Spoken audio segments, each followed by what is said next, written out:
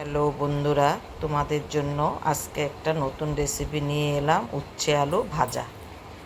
প্রথমে কড়াতে তেল দিয়ে দিলাম, আলুগুলো দিয়ে একটু ভেজে নিচ্ছি।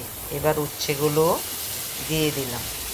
এভাবে উচ্ছে ভাজা করলে খেতে খুব ভালো লাগে। কয়েকটা কাঁচা লঙ্কা দিয়ে দিলাম, দিয়ে এবার সবগুলো একসঙ্গে ভেজে নিচ্ছি।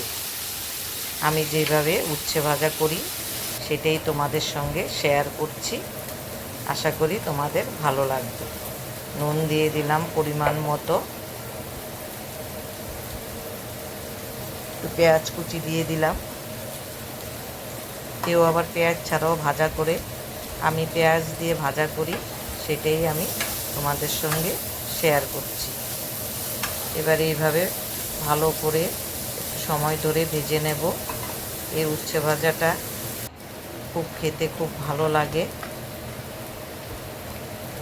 একটু হলুদের গুঁড়ো দিয়ে দিলাম। যদি তোমাদের ভালো লাগে এভাবে করে দেখতে পারো।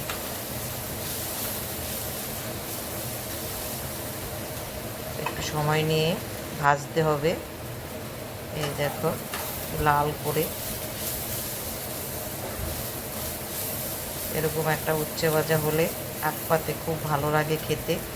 রান্নাটা আমার হয়ে গেছে। এবার আমি একটা প্লেটে তুলে এইভাবে পরিবেশন করেছি। যদি তোমাদের ভালো লাগে তোমরা করে খেও। লাইক দেবে, শেয়ার করবে। তোমাদের কাছে ছোট্ট অনুরোধ থাকলো, সবাই ভালো থেকো।